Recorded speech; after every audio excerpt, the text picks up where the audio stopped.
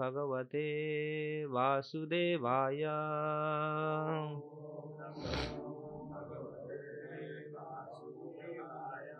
ॐ नमो भगवते वासुदेवाय।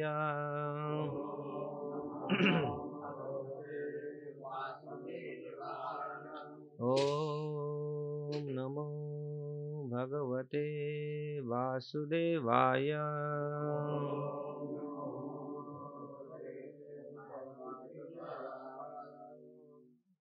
नारायण नमस्कृत्यं नरं चैव नरोत्तमं देवीं सरस्वतीं व्यास ततो जयमुदीरये। नष्टप्रायेषु अभद्रेषु नित्यं भागवत सेवया भगवते उत्तम श्लोके भक्तिर्भवति नैष्ठिके। मुखं करोति वाचाल पंगुलंघयते गिरि यत्कृपास्तमहं वन्दे श्रीगुरुदीनतारिणं श्रीपरमानंद माधव। सर्वशास्त्राधिपीयूषं सर्ववेदैकसत्फलं सर्वसिद्धान्तरत्नाढ्य सर्वलोकैकदृक्प्रद सर्वभागवतः प्राण श्रीमद्भागवत प्रभु कलिध्वंतादितादित्य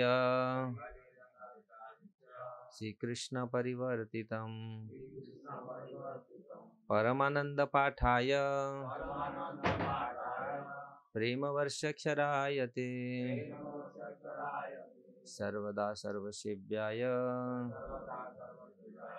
श्रीकृष्णाय नमस्तुमे। मदेकबंधु मत्संगिन् मद्गुरु मद्महाधन मन्निस्तारक मद्भाग्य मदानंद नमस्तुते। असाधु साधुदायिने अति नीचो चतो करो हान मुंच कदचिन्म्या प्रेमणा हृत्कंठयो स्फुरः। श्रीमद्भागवतम की रीडिंग फ्रॉम श्रीमद्भागवतम 10वां स्कंद 3री अध्याय श्लोक संख्या 27। मर्त्यः मृत्युव्यालभीतः पलायन लोकान् सर्वान् निर्भयं न अध्यगच्छ त्वत्पाद अब्जं प्राप्य यदृच्छया अद्य सुस्थः शेते मृत्युः अस्माद् अपैति। मर्त्य मृत्युव्यालभितः पलायन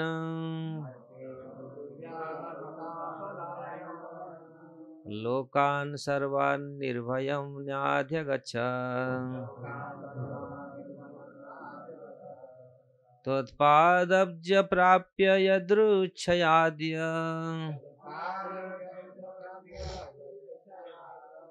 सुस्थस्यते मृत्युरस्यादपैति।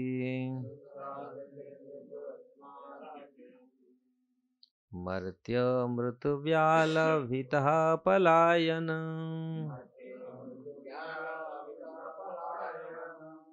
लोकान् सर्वान् निर्भयं नाध्यगच्छत्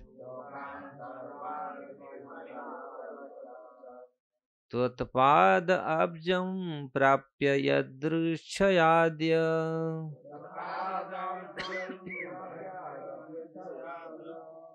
सुस्थः स्यते मृतुरस्मादपैति।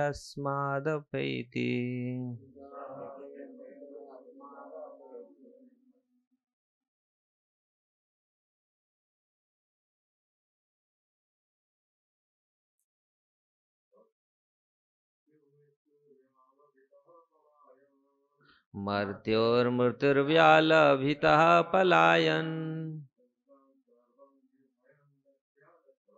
लोकान् सर्वान् निर्भयं नाध्यगच्छत्।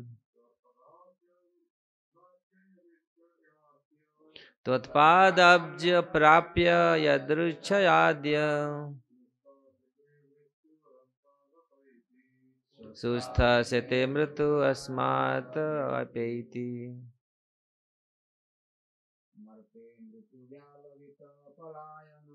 मर्त्य मृत्युव्यालभितः पलायन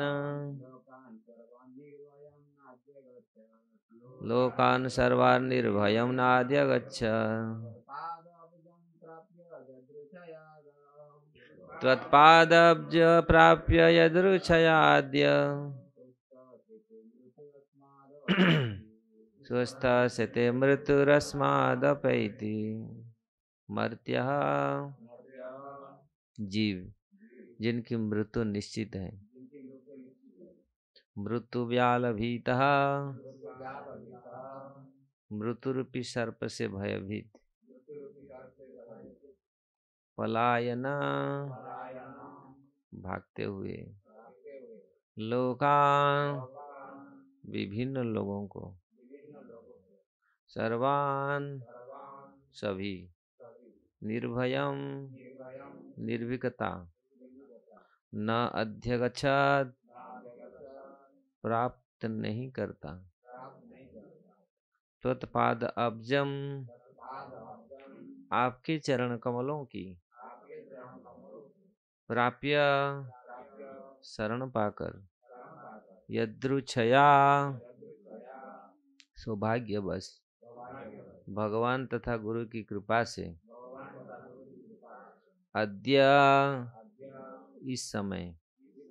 सुस्थ अविचलित तथा शांत। सोते सो रहे हैं। मृत्यु मृत्यु अस्मात् उन लोगों से। अपैति दूर भागता है। इस श्लोक के अनुवाद और तात्पर्य श्रील प्रभुपाद के द्वारा। श्रील प्रभुपाद की जय। इस भौतिक जगत में कोई भी व्यक्ति जन्म मृत्यु बुढ़ापा तथा रोग इन चार नियम से छूट नहीं पाया। भले ही वह विविध लोक में क्यों न भाग जाए। किंतु हे प्रभु अब चूंकि आप प्रकट हो चुके हैं,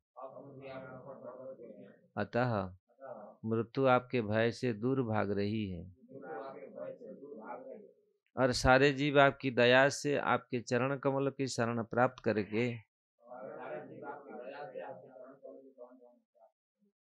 पूर्ण मानसिक शांति की नींद सो रही है। तात्पर्य जीवों की विभिन्न कोटियां हैं, किंतु सभी जीव मृत्यु से भयभीत रहते हैं। कर्मियों का सर्वोच्च लक्ष्य स्वर्गलोक को जाना है, जहाँ दीर्घायु प्राप्त होती है। जैसा कि भगवद गीता में कहा गया है, सहस्र युग पर्यंतम आयद ब्रह्मणो विदु। ब्रह्मा का एक दिन जो 1000 युग के बराबर होता है और प्रत्येक युग में 43 लाख वर्ष होते हैं।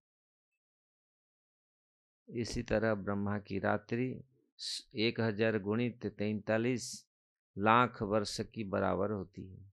इस विधि से हम ब्रह्मा के मास तथा वर्ष की गणना कर सकते हैं, किंतु करोड़ों वर्षों तक जीवित रहने वाले द्विपरार्ध काल ब्रह्मा को भी मरना पड़ता है। वैदिक शास्त्र के अनुसार स्वर्गलोक के वासी 10,000 वर्ष तक जीवित रहते हैं, और जिस तरह ब्रह्मा का एक दिन हमारे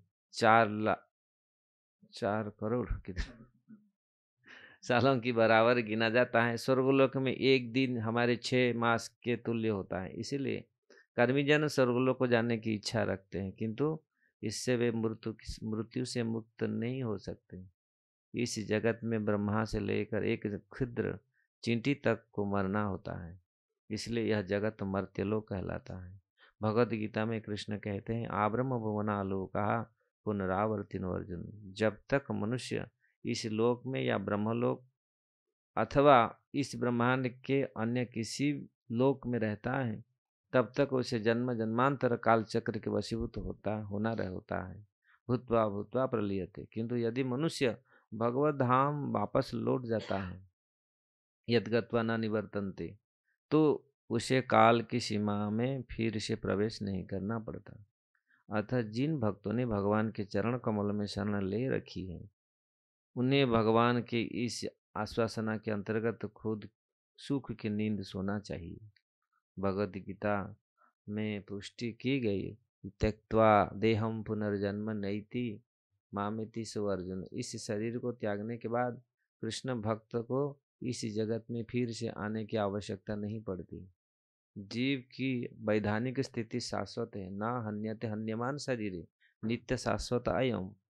प्रत्येक जीव नित्य है। इस जगत में आ गिरने के कारण ही वह इस ब्रह्मांड में घूमता रहता है और लगातार एक के बाद दूसरा शरीर धारण करता रहता है। श्री चैतन्य महाप्रभु ने कहते हैं, ब्रह्मांड भ्रमित कौन भाग्यवान जीव, गुरु कृष्ण प्रसाद पाए भक्ति लता बीज।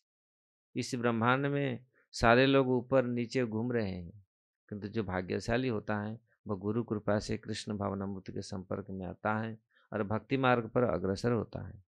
तब उसे मृत्यु का भय नहीं रह जाता, उसका जीवन शाश्वत हो जाता है। जब कृष्ण प्रकट होते हैं तो प्रत्येक व्यक्ति के मन में मृत्यु का भय जाता रहता है। फिर भी देवकी को लगा, यद्यपि आप हमारे पुत्र रूप में उत्पन्न हुए हैं, तो भी हम कंस से भयभीत हैं। वे थोड़ा कुछ मोहग्रस्त थी। उनकी समझ में नहीं आ रहा था कि ऐसा क्यों हो रहा है। अतः उन्होंने भगवान से निवेदन किया कि वे उन्हें तथा वसुदेव को इस भय से मुक्त करें। इस प्रसंग में ध्यान देना होगा कि चंद्रमा स्वर्गों का एक लोक है। वेदों से ज्ञात होता है कि चंद्रमा को जाता है, जो चंद्रमा को जाता है उसे 10,000 वर्ष की आयु प्राप्त होता है, जिससे वह अपने पुण्यों के फलों का भोग करता है।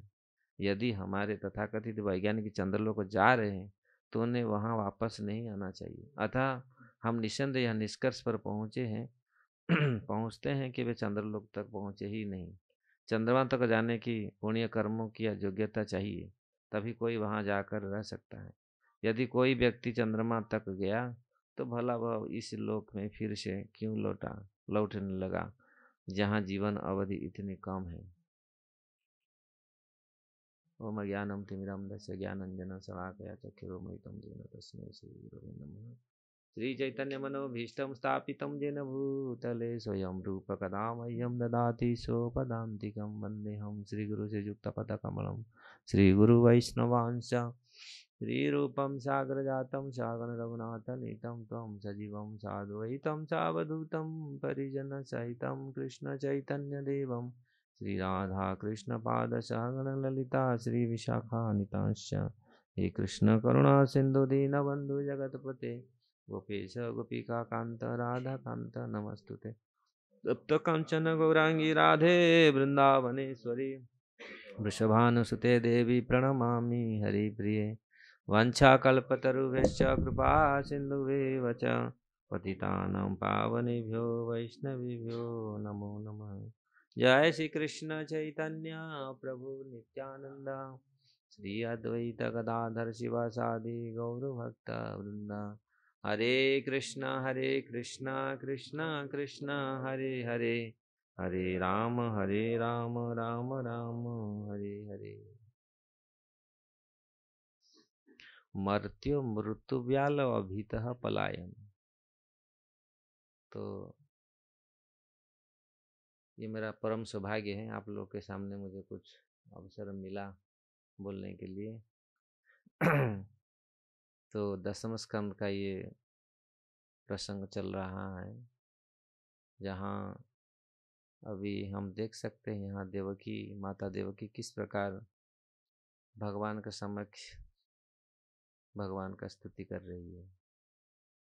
और ये इस श्लोक में ध्वनित कर रहा है किस प्रकार इस जगत में मृत्यु का भय है। मृत्यु अभिहित भया, सारे संसार मृत्यु से भयभीत है। तो इस भौतिक जगत में कोई भी व्यक्ति जन्म, मृत्यु, बुढ़ापा तथा रोग, 4 नियम से छूट नहीं पाया, भले ही वे विविध लोगों में क्यों न भाग गए।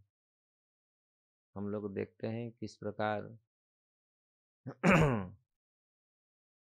ये भौतिक जगत में मृत्यु का तांडव, मृत्यु यहाँ आता है। मृत्यु हर क्षण अपेक्षा करके रहता है। तो इसलिए जब अमर नहीं है तो सुख कितना दिन का। मेरे याद आता है जब लक्ष्मी देवी का स्वयंवर हुआ तो सारे देवता पहुंचे स्वयंवर में, और लक्ष्मी देवी का जो सहेली थी वो सबको दिखा रही है। ये ब्रह्मा जी गए थे, शिव जी गए थे, वो ब्रह्मा जी को दिखा रहे हैं, ये ब्रह्मा जी ये हैं बहुत, उनका उम्र बहुत है, लेकिन ये भी जाएंगे, ये भी जीवित, ये भी नासवान है। इतना होने पर भी शिव जी को दिखाया, लेकिन ये हैं, ये ऐसे अवधूत हैं, ये रहते हैं कहाँ स्मशान में, इनका कोई, आपका कोई मेंटेनेंस नहीं कर पाएंगे ये। इनको शादी करके कुछ फायदा नहीं, साड़ी कुछ मिलेगा नहीं, साड़ी फाड़ी कुछ नहीं मिलेगा, ये तो ऐसे ही अवधूत है। तो लक्ष्मी जी ऐसे है, तो लक्ष्मी जी का इच्छा था, मुझे जो इच्छा नहीं करेगा विवाह के लिए मैं उसी को शादी करूंगा। तो कौन ऐसा व्यक्ति है? एक ही व्यक्ति है, वो नारायण है, उनका वो आत्मा राम है, उनका कोई इच्छा नहीं है। अगर आप सेवा करना चाहती जाओ उधर उनका सेवा करो, वो शाश्वत है। तो मन में ये आया, क्योंकि इस संसार में मृत्यु सर्वोपरि है।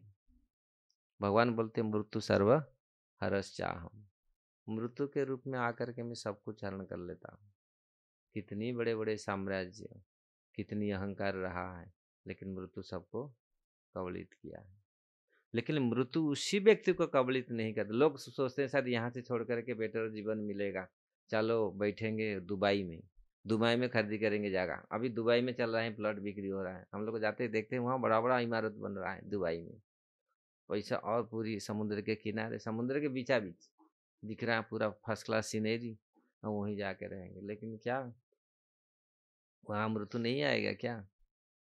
हमारे उड़िया में बोलते हैं क्या, हिंसा घोड़ी एक रहे क्या जम छोड़ देगा।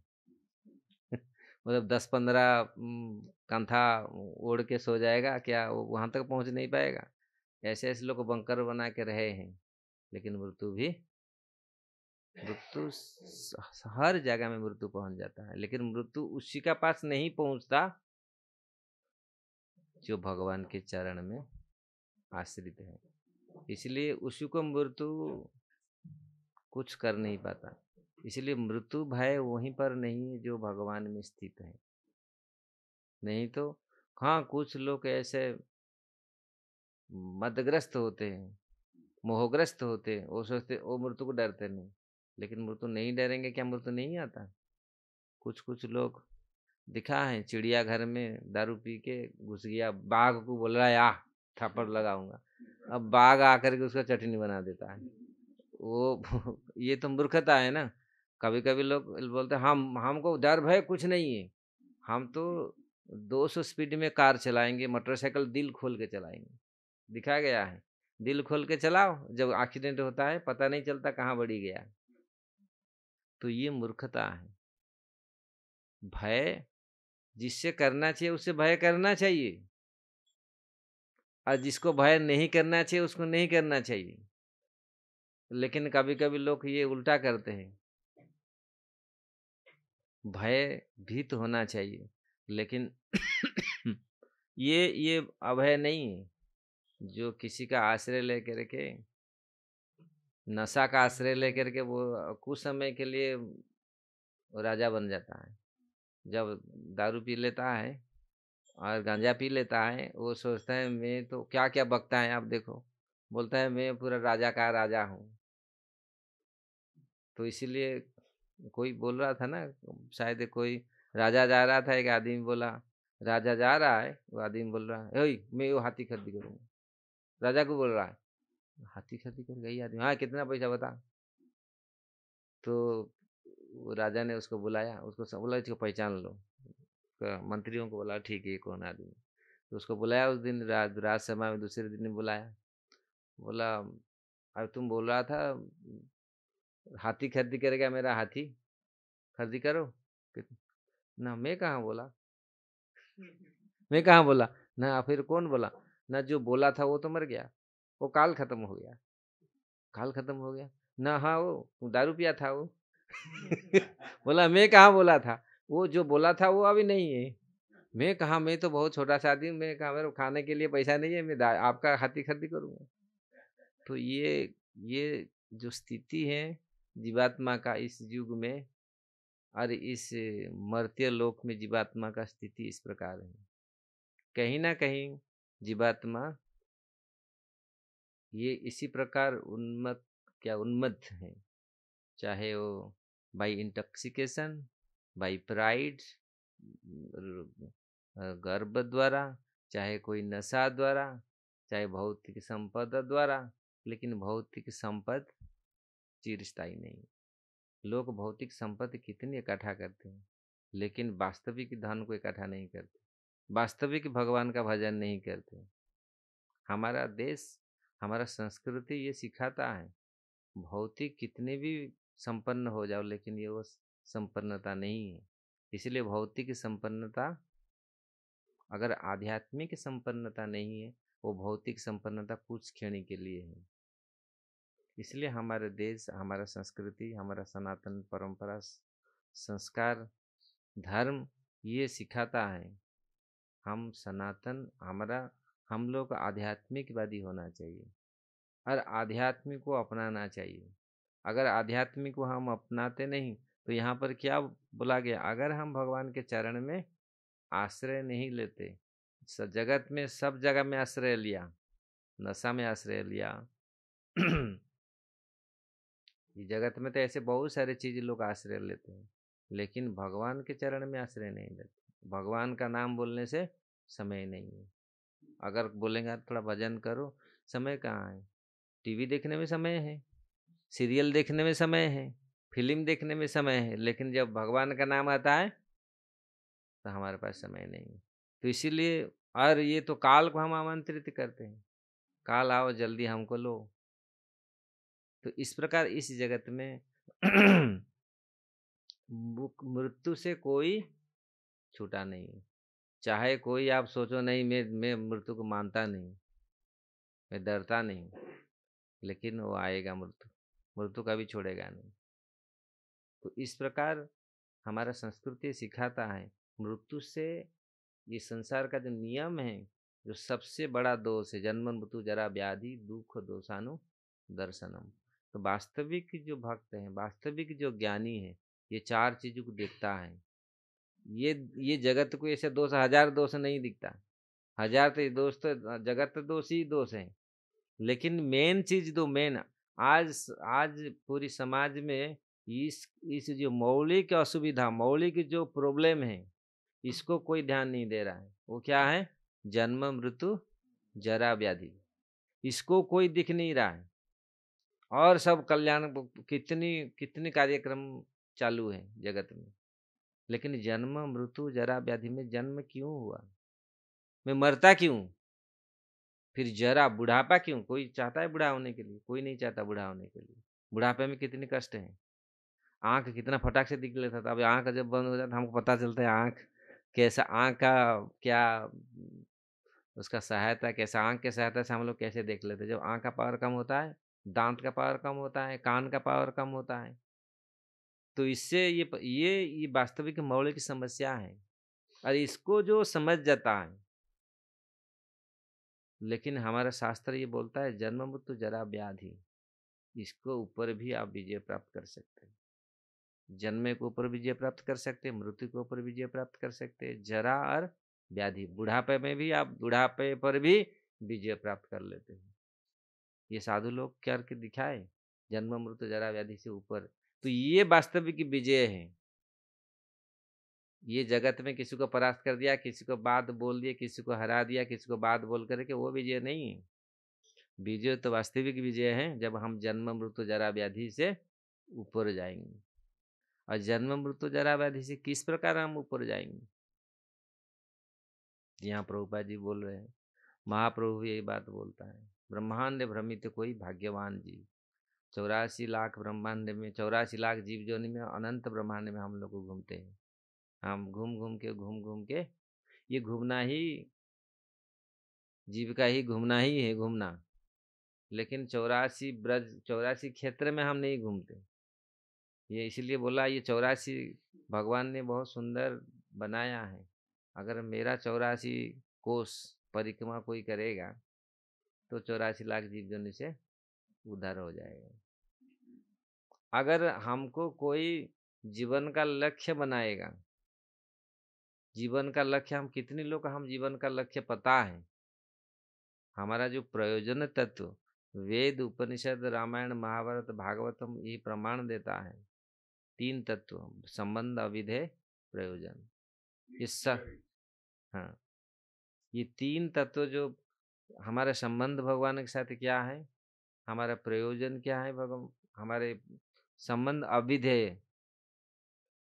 अविधेय किसके माध्यम से हम भगवान तक पहुंचेंगे, हमारे प्रयोजन वस्तु को प्राप्त करेंगे। ये हर शास्त्रीय भागवत का भी यही निर्णय है, भागवत का भी यही तत्व है। संबंध अविधेय प्रयोजन। संबंध क्या है हमारे साथ, भगवान के साथ हमारा संबंध क्या है, हाँ वो संबंध, वो प्रयोजन क्या है, जीवन का लक्ष्य क्या है। अगर हमारा जीवन का लक्ष्य निर्दिष्ट नहीं है, हम पूछते हैं कहाँ जा रहे हो, अभी हम किसी को पूछे कहाँ जा रहे हो, मालूम नहीं, पता नहीं। मतलब आज 99% लोग जानते नहीं कहाँ जाना है, क्या करने के लिए आया है, क्या कर रहे हैं। पूछिए, पहले लोगों को मालूम था। आज से 40-50 साल पहले लोग जो थोड़ा सा भगवत अनुयायी होते थे, उनको मालूम था कम से कम इस दुख से निवृत्ति, कम से कम मुक्ति तो मिल जाए।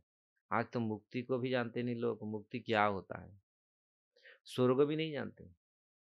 स्वर्ग कोई बोलता है स्वर्ग है, स्वर्ग फर्ग क्या होगा होगा। पहले तो लोग कम से कम जानते थे ये कचरा जीवन से तो अच्छा है, कम से स्वर्ग में चले जाऊं, 10,000 वर्ष तक तो कम से कम आराम से रहूं। यहाँ पसीना दुर्गंध है, यहाँ टट्टी भी दुर्गंध है, मल मूत्र दुर्गंध है। ये शरीर को फिर भी कितनी साफ करते, साबुन में लगा के टेंट पेंट करके सफाई करके रखते हो, हम अच्छा है, लेकिन कितनी दुर्गंध है। तो कम से कम वो लोगों को तो ये रहता था कि हम लोग कम से कम स्वर्गलोक को चले जाएंगे। लेकिन आजकल स्वर्गलोक को भी जानते नहीं लोग, नहीं किधर नहीं जाना है, हम यही, उनको कुछ है ही नहीं, मालूम ही नहीं है। और कोई ये ब्रह्म जिज्ञासा अभी नहीं है, मैं कौन हूँ, आया कहाँ से, क्यों मुझे दुख मिल रहा है, मैं ना चाहते हुए क्यों दुख मिल रहा है। तो ये चीज अनुभव नहीं है। उस समय लोग कम से कम इतना तो जानते थे, आज लोग ये चीज जानते ही नहीं। मुझे कहाँ जाना है, आप पूछिए। आप, हम लोग बहुत लोगों को मैं पूछा हूँ क्या लक्ष्य है आपका, जीवन का लक्ष्य क्या है। स्कूल में पढ़ाई होता था, साल लोग हम लोग पूछते थे जीवन का लक्ष्य क्या है, हम इंजीनियर बनेगा, कोई बोलता है केमिकल इंजीनियर बनेगा, कोई बोलता है डॉक्टर बनेगा, कोई बोलता है आईएएस ओएएस आईपीएस, ये सब बनेंगे। लेकिन कितने लोग को बोले मैं कम से कम भगवान के दास बनूंगा, अहम दास हरे। वो वृत्तासुर ने प्रार्थना किया था, वृत्तासुर का बहुत सुंदर, दासान उदास भविता शिवी भूया मनस्मर। वृत्तासुर ने प्रार्थना की भगवान को, इंद्र चैलेंज कर रहा है, इंद्र को बोल रहे हैं वास्तविक भगवान भक्त जानते हैं अपना कल्याण। नहीं तो जगत में अगर भक्त नहीं बनेंगे, भक्ति नहीं करेंगे, अपना कल्याण भी नहीं कर पाएंगे। क्योंकि हम जानते नहीं हमारा लक्ष्य क्या है, जा रहे किधर। तो ये जन्म मृत्यु जरा व्याधि से मुक्त होने के लिए भक्ति आवश्यक है। भक्ति एक माध्यम है जाने के लिए, प्रेम को पाने के लिए। तो इसलिए यहाँ संबंध अविधेय प्रयोजन, जो संबंध हमारे भगवान के साथ जो संबंध है, नित्य शाश्वत संबंध है, अविधेय ये रास्ता है किसके माध्यम से हम भगवान तक पहुंचेंगे। और प्रयोजन वस्तु कृष्ण प्रेम ही प्रयोजन है, जो सर्वश्रेष्ठ है हमारे लिए। लेकिन लोग कहाँ इतना जानते हैं। आज लोग को पूछो क्या करना है, क्या लोग, और भगवान को भी अगर मिल जाएंगे, भगवान अगर हमारे सामने प्रकट हो जाए, भगवान तो हैं लेकिन मांगते क्या, क्योंकि मांगने के लिए भी हमको हमको मालूम नहीं क्या मांगे। प्रभुपाद जी कहा करते थे, करोड़पति के पास गया एक आदमी, बोल रहा है 10 रुपया दे दो। अरे वो तो पूरा आपका जिंदगी क्या गरीबी दूर कर सकता है, पूरा 10 करोड़ दे सकता है। तो भगवान पास जा कर के अगर मांगे मुझे तो खाने के लिए, लोग ऐसे बोलते, वो लोग सोचते हम बड़ा बुद्धिमान है। वो गया था ना, दुर्योधन गया था ना भगवान के पास, बोला मैं जितना अरे अर्जुन तो मूर्ख है, वो भगवान को मांगा, यह था भगवान को मांगा, वो क्या वो तो जो अस्त्र अस्त्र शस्त्र कुछ नहीं पकड़ेगा। और हम चला गए जाके भगवान को क्या मांगते, हमको काम धंधा कुछ नहीं करना पड़ेगा, पैसा आ जाएगा, खाली बैठे रहे। और क्या भगवान बोले ठीक है, मांगा तो यही है, उसको शौचालय का मालिक बना दिया।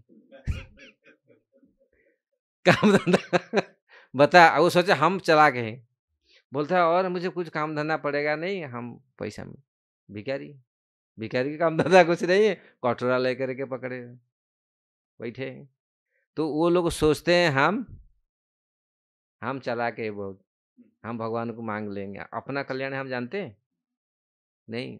जीवात्मा अपने कल्याण, जब तक गुरु कृष्ण का कृपा नहीं होगा, अपना कल्याण के बारे में भी पता नहीं चलता है। हम वास्तविक भगवान को तो पाएंगे, भगवान को मांगेंगे क्या। लोग सोचते हैं हम बहुत बड़ा चालाक है, लेकिन क्या चालाक है, ये चालाकी नहीं है। इसलिए भगवान अगर प्रकट होते हैं, अगर भगवान कैसे जाते हैं लोग, आज भी मंदिर हम लोग जाते हैं, लेकिन मांगते क्या तो तुच्छ चीज मांगते हैं, जो वो नाशवान है, वो खत्म हो जाएगा। लेकिन क्या चीज मांगना चाहिए, अहेतु की भक्ति चरण है तुम्हार। हे कृष्ण, मुझे अहेतु की भक्ति आपके चरण में। कोई मांगता है, गोपिया ने किस प्रकार मांगा। तो इसलिए ब्रह्मांड भ्रमण करने के पश्चात, ब्रह्मा, इसलिए महाप्रभु ये हमेशा ये बात बोलते थे, ब्रह्मांड भ्रमित कोई भाग्यवान जीव। तो भाग्यवान जीव गुरु कृष्ण प्रसाद पाए, भक्ति लता बीज। गुरु कृष्ण का कृपा होने से उसके अंदर भक्ति का बीज, भक्ति जागृत होता है, वो है भीतर। तो नित्य सिद्ध कृष्ण प्रेम साध्य कबू नय, श्रवणादि शुद्ध चिते करे उदय। ये ऑलरेडी सबके हृदय में। कभी कभी लोग सोचते हैं नहीं हम तो बेकार हैं, हमारे ऊपर भगवान का कृपा नहीं है, अरे भगवान तू तो बड़ा खराब है। लेकिन वास्तविक ये नित्य सिद्ध, ये भगवान का प्रेम सबके हृदय में है, लेकिन ये सुप्त अवस्था में है। अगर इसको हम जागृत करना चाहते हैं, श्रवणादि शुद्ध चिते करे उदय। ये श्रवण कीर्तन स्मरण से ये प्रकट होता है। अगर हम स्मरण कीर्तन नहीं करेंगे, हम लोग विषयों में लगे रहेंगे, तो विषयों से फिर ये जागृत नहीं होगा। विषयों में फिर विषय विषय विषय सतत खाइनु, गौर कीर्तन रसे मगन ना है। विषयों के बीच हम लोग पीते जा रहे हैं, आनंद कहाँ मिलेगा। विष पीने से आनंद मिलता है, विष पीने से हमारा शरीर नष्ट होता है, मरते हैं हम। अधने जतन करी धन त्यागिनु, गौर कीर्तन रसे मगन ना है। तो अधन जो वास्तविक धन नहीं है, वास्तविक धन क्या है। अब भागवत हम लोग अभी श्लोक पढ़ रहे थे ना, भागवत सनातन गोस्वामी ने सुंदर भागवतम का वर्णन किया है, जो हम शुरू से मंगलाचरण में पढ़ रहे थे ना। मद मद धन मदानंद, ये भागवत मेरा धन है, ये भागवत मेरा प्राण है। असाधु साधुदाय नहीं, ये असाधु को भी साधु बनाता है भागवतम। अति नीच व्यक्ति को भी शुद्ध शुद्ध करता है। तो ऐसे और सारे सर्वलोकैक दुर्प्रद, सारे लोगों को ये खाली केवल मरते लोगों को दिशा नहीं देता, सर्वलोकैक दुर्प्रद, सर्व भागवतः प्राण, सारे भागवतों का ये प्राण है। भागवत मतलब बड़ी महाभागवत भक्त, उनका प्राण है भागवत। ये सारे संसार को दिशा निर्देश देता है, सर्वलोकैक दृक्प्रद। तो ऐसे भागवत और ऐसे चीज को हम धन मानना चाहिए। और ये धन महाधन है, और ये शाश्वत धन है, ये हमेशा रहेगा पास में। ये इसको छोड़ के, ये हमको छोड़ के नहीं जाएगा, ये वास्तविक धन है। और हम जो रुपया पैसा जो ये कर रहे हैं, पेपर, अरे इसी जगत में देखो, अनुभव अगर है, 1000 रुपया नोट बंद हो गया और कूड़ा जैसा डाले लोग उसको, नदी में केनाल में हम देखे फेंके लोग, बोरी बोरी फेंके, जो रख दिए थे डिपॉजिट नहीं कर पाए। अब देखिए वो कौन सा रुपया क्या कौन सा काम में आया। तो ये काम आता है, हम कितनी श्रम, कितनी व्याकुल हैं पैसा कमाने के लिए, भोगने के लिए। अगर इतनी व्याकुल अगर भगवान के प्रति होना चाहिए, इतना तनु मिला, ये मनुष्य शरीर मिला, ये होना चाहिए। इसलिए अगर ये नहीं होता तो इसलिए यहाँ देवकी माता बोल रहे मेरा फिर भय क्या है। जब आप यहाँ प्रकट हुए हैं, आपको देखकर सारा संसार भय भी भाग जाता है, तो मैं क्यों भयभीत हूँ। देवकी माता क्यों भयभीत है, तो इसलिए मैं आपके चरण कमल में मन लगाऊं। तो इसलिए यहाँ ये हमारे ये, इससे ये ध्वनित होता है कि मृत्यु आपके भय से दूर भाग रही है, और सारे जीव आपकी दया से आपके चरण कमल में शरण प्राप्त कर लिए।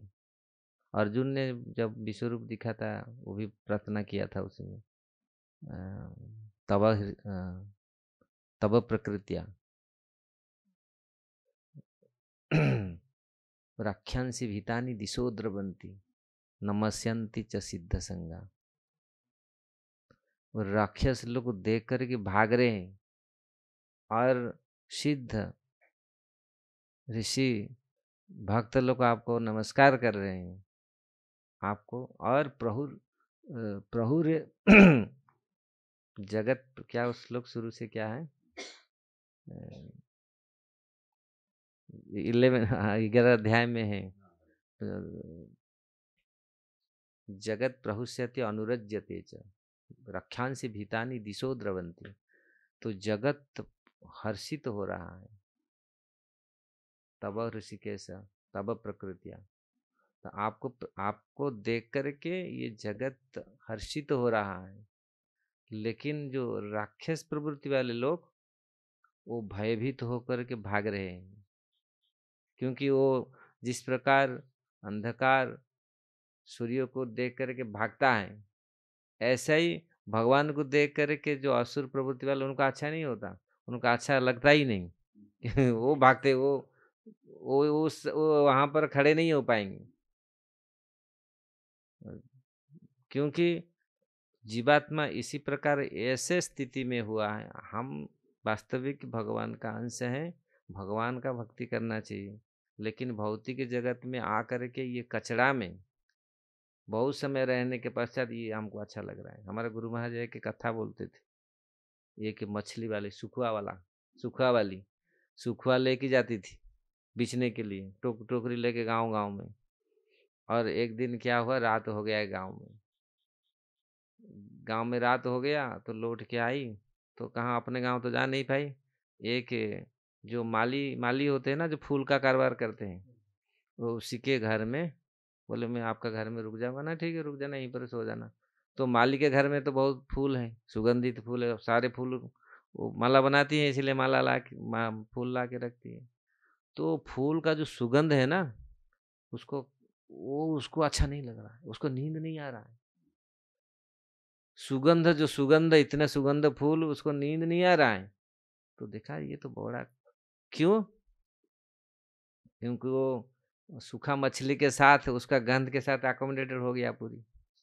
और आप द्वारिका कब उधर जाएंगे ना, अरे बाबा रे बाबा, आप उल्टी कर लेगा ऐसा, आप वहां सह नहीं पाएगा जहां पर वो बनता है वो सूखी सूखी मछली।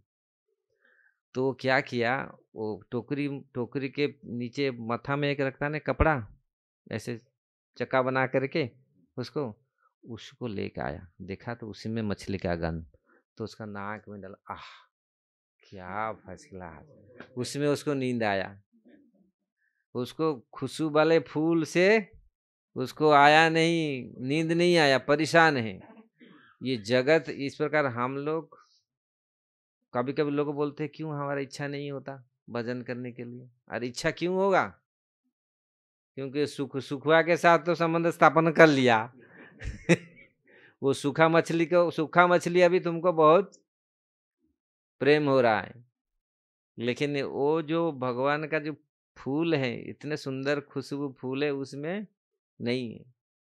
तो इस प्रकार यद्यपि भगवान का नाम इतनी मधुर है, इतनी प्रभाव है, लेकिन हमारा अनुराग नहीं हो रहा है।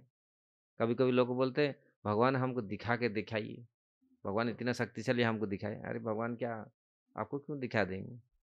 भगवान क्या ऑर्डर है, आपका ऑर्डर सप्लायर है, आपको आके दिखा देंगे। कभी कभी एक मूर्ख मूर्ख लोग ऐसे ही करते हैं, हमको भगवान इतना शक्तिशाली है, हमको क्यों नहीं दिखाते, क्या ये क्यों नहीं दिखाई देते? कभी कभी ऐसे बोलते हैं, भगवान ऐसे ही दिखाई देंगे। तो इस प्रकार हमारे यहाँ पर महाप्रभु यही इसीलिए बोल रहे हैं सारे भारतवासियों को, सारे ब्रह्मांडवासियों को, कि आप ब्रह्मांड में घूम घूम के आ रहे हैं। अगर कृष्ण का कृपा होगा, गुरु कृष्ण कृपाए पाए भक्ति लता बीज। अगर भक्ति हम करते हैं, तो भक्ति करने से क्या होगा? भोग के पीछे भागने से रोग होगा। याद रखिए, भोग के पीछे भागने से रोग होता है, भक्ति करने से शक्ति मिलता है। भक्ति में बहुत शक्ति है, और भोग में रोग है। ज्यादा टीवी देखेगा आंख खराब, ज्यादा रसगुल्ला खाएगा डायबिटीज। ये भौतिक जगत में ज्यादा जितना, लेकिन ज्यादा भक्ति करेगा,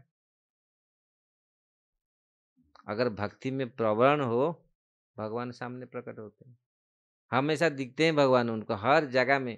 ये भक्ति का फल है। भक्ति में हम अपना कल्याण कर पाते हैं। लोग बोलते हैं भक्ति ये सब भजन कीर्तन करने से क्या हो जाएगा? अरे हम अपना कल्याण के बारे में सोच पाएंगे, सोच नहीं पाएंगे, कर पाएंगे। अभी जो भक्ति नहीं करते वो समझ नहीं पाते क्या हम कहाँ थे, क्या कर रहे हैं। वृंदावन का एक दुकानदार था, सच्ची घटना है। हमारा संस्कृति का हम लोग कैसे भूल रहे हैं। भगवान के चरण में शरण ग्रहण करना चाहिए, लेकिन भगवान के चरण में शरण नहीं लेंगे, इवन भौतिकता संपन्नता आपको भी मिलेगा नहीं, अगर भगवान नहीं रहेंगे आपके साथ। भगवान नहीं रहेंगे तो लक्ष्मी भी नहीं रहेंगे, और ज्यादा दिन तक नहीं रहते। कुछ सुकृत पहले कुछ रहता है, सुकृत तो मिल जाता है, पुण्य कर्म कुछ रहता है तो मिल जाता है, फिर जैसा कि तैसा ऐसा ही होता है। इसलिए हमारे पूर्वजों ने ये शिक्षा दी, अगर भगवान का भजन करने से संपन्न आप रहेगा, भौतिकता संपन्न, आध्यात्मिक संपन्न, हर चीज रहेगा। वृंदावन में एक 60 साल पहले एक विदेशी आया था वृंदावन में। तो एक कपड़ा दुकान में गया, देखा कपड़ा दुकान, वो बूढ़ा बैठा है, कैशियर जो कैश में बैठा है, उसका गोदी में उसका लाला, मतलब उसका नाती नाती सो रहा है, और उसका बेटा दुकान बिजनेस कर रहा है, जो आता है उनको दिखाता है, माल दिखाता है, बिजनेस व्यापार करता है। तो वो जो बूढ़ा बूढ़ा डेली वो रामायण पढ़ रहा है, रामायण अपना पढ़ रहा है, बस आराम से बैठ के रामायण पढ़ रहा है, नाती अपना गोद में सो रहा है और बेटा बिजनेस कर रहा है। 30 साल के बाद फिर आया, देखा वही सिस्टम चल रहा है, वही एग्जैक्ट वही सिस्टम। बोला क्या ये आदमी बूढ़ा नहीं हुआ क्या? अरे वो उसको पूछा ये कैसा, यही हमें तो 30 साल पहले, 40 साल पहले, 40-50 साल पहले आया, देखा ये वो एग्जैक्ट वही सिस्टम चल रहा है। तो पूछा क्या ना, नहीं वो जो हमारे दादाजी जो थे, जो बूढ़े थे, वो तो चले गए। अभी मैं जो लड़का था ना, मैं उस समय बिजनेस कर रहा था, मैं अभी दादा बन गया, अभी मैं बैठा हूँ बूढ़ा।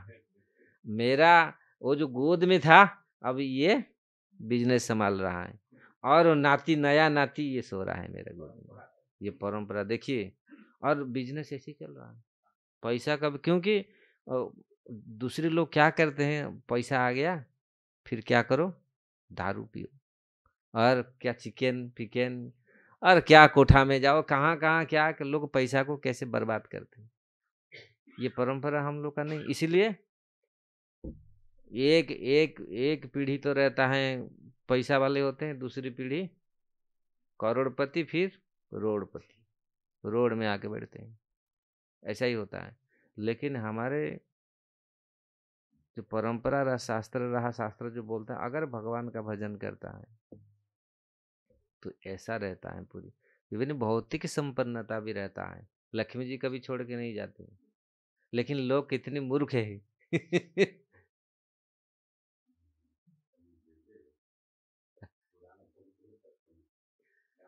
हाँ।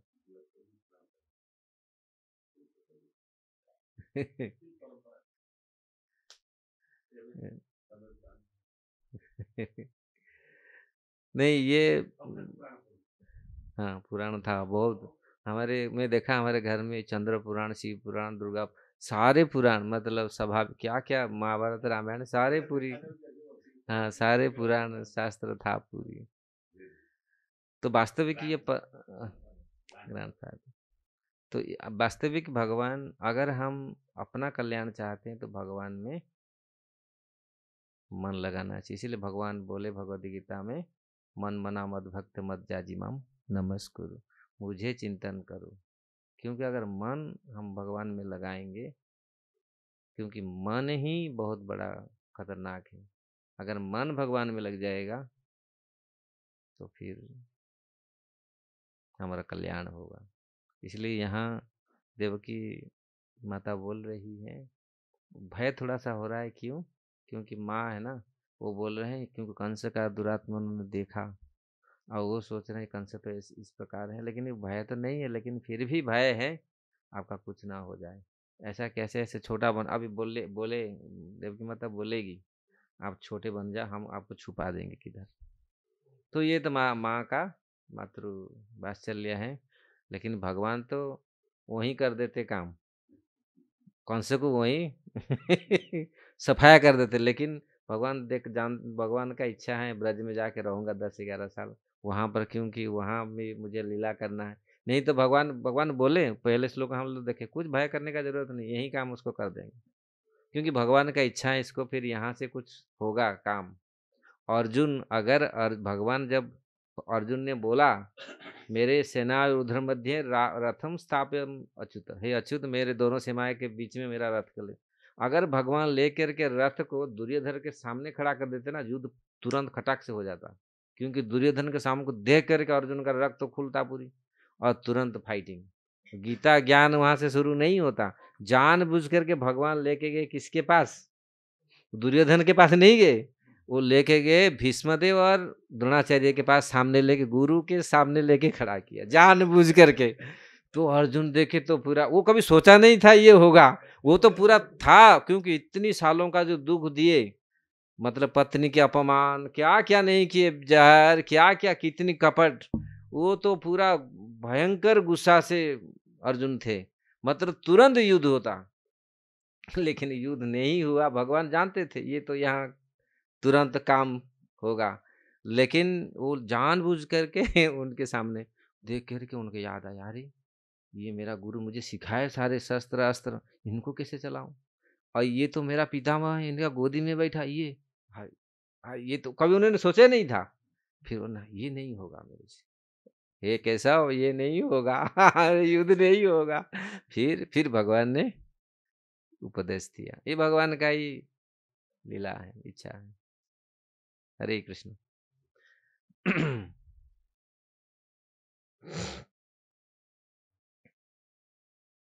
तो लक्ष्य हमारा होना चाहिए, भगवत धाम जाना चाहिए। जाने के लिए लक्ष्य हमारा भगवान के पास जाने के लिए रहना चाहिए। यही हमारा इच्छा होना चाहिए, लक्ष्य होना चाहिए। और वो कैसे होगा? जब हो हमको प्रेम मिलेगा। हरे कृष्ण। इसका कोई समय?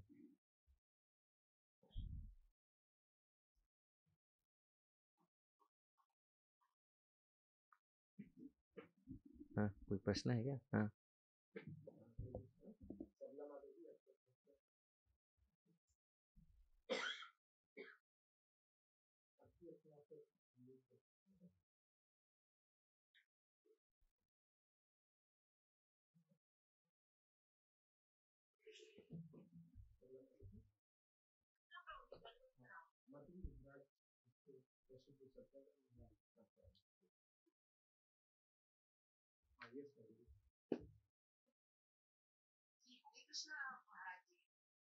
हरे कृष्ण।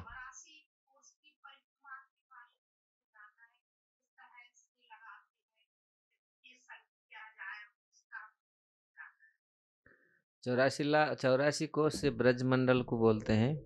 जो ब्रज क्षेत्र को 84 कोस बोलते हैं। तो इसी का परिक्रमा होता है हर साल। हमारा इस्कॉन भी करता है, सारे बहुत सारे संप्रदाय लोग इसको करते हैं। पैदल में चल चल के 84 लाख भगवान के सारी लीला स्थली को दर्शन करते हैं, भाव से दर्शन करते हैं। एक बार करना चाहिए 84 कोस को परिक्रमा। हमारा इस्कॉन हर साल इस्कॉन के भक्त करते हैं, बहुत सारे संप्रदाय के भक्त करते हैं, एक ब्रजमंडल का परिक्रमा करते हैं।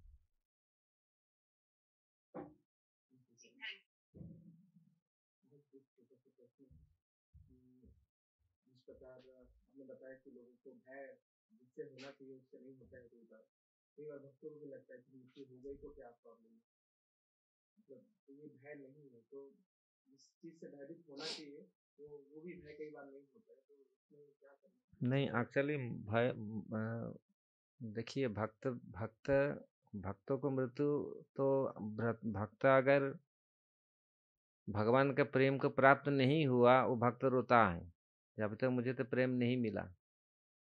प्रेम कैसे प्राप्त हो? तो इसी लगन में भक्तों का तो ऐसे कोई भय नहीं है, क्योंकि मृत्यु तो उसके पास काल के बन के नहीं आता है। भक्त जिस प्रकार, जैसे जो लोग भक्त नहीं है, क्योंकि यमराज यमलोक यम पास आता है उनके पास, लेकिन भक्तों के पास तो यम पास आता ही नहीं। भक्त लोग तो ऐसे ही उनको सब कुछ मिल जाता है, 4-5 प्रकार की मुक्ति तो ऐसे ही मिल जाता है।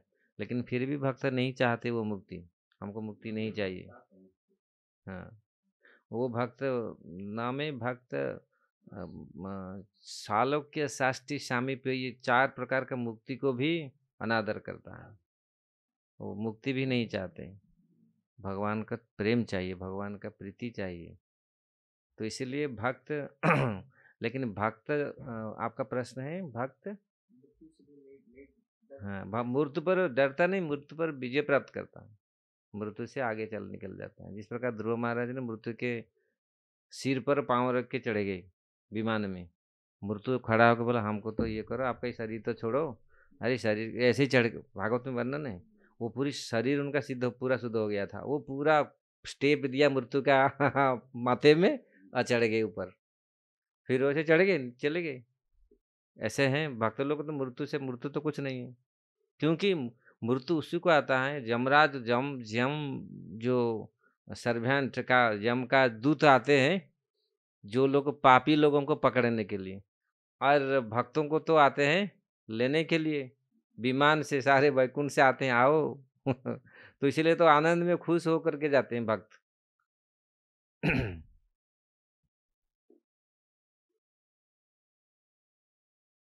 हरे कृष्ण। ग्रंथराज श्रीमद् भागवतम की जय। श्रील प्रभुपाद की जय।